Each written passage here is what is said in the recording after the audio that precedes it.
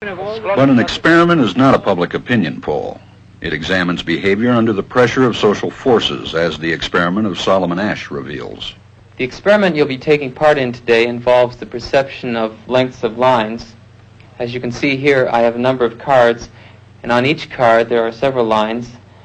Your task is a very simple one. You're to look at the line on the left and determine which of the three lines on the right is equal to it in length. All right, we'll proceed in this order. You'll give your answer. Only one of the people in the group is a real subject, the fifth person with the white T-shirt.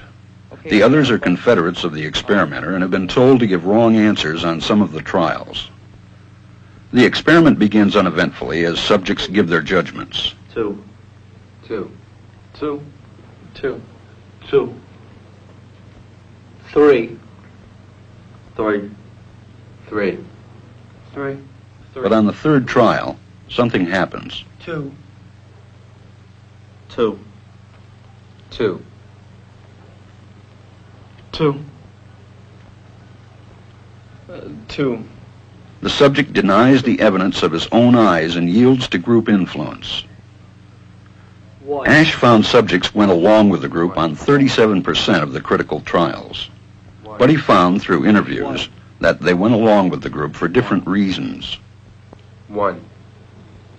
1. They must be right. There are 4 of them and 1 of me. 1. This subject's yielding is based on a distortion of his judgment. He genuinely believes that the group is correct. 1. 1. 1. 2. 1. 2. 2. 2. I know they're wrong, but why should I make waves? 2. In this case, the subject knows he is right, but goes along to avoid the discomfort of disagreeing with the group. Here, the distortion is at the level of his response. 2. 2. 2. 2. In the previous experiment, the naive subject stood alone against the group. In this variation, Asch gave the naive subject a partner, here seated in the third position, who also gives the correct response. 1. 1. 2. 1. 2. With a partner, yielding drops to only 5% of the critical trials compared to 37% without a partner. Although subjects report warmth and good feeling toward the partner, they typically deny that he played a role in their own independence. The partnership variation shows that much of the power of the group came not merely from its numbers, but from the unanimity of its opposition. When that unanimity is punctured, the group's power is greatly reduced. Sometimes we go along with the group because what they say convinces us they are right. This is called informational conformity. But sometimes we conform because we are apprehensive that the group will disapprove if we are deviant. This is called normative conformity. The strength of the normative factor is shown in another variation carried out by Asch.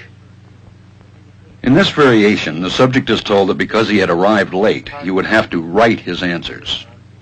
Subjects in this private response experiment are exposed to the same amount of misleading information as other subjects, but they are immune from any possible criticism by the group. 1. 1. 1. And this enormously reduces the pressure to conform. Conformity drops by 2/3. Asch's experiment is a classic. It reveals how people will deny what they see and submit to group pressure. It allows us not only to observe conformity, but to study the conditions that increase or reduce its occurrence.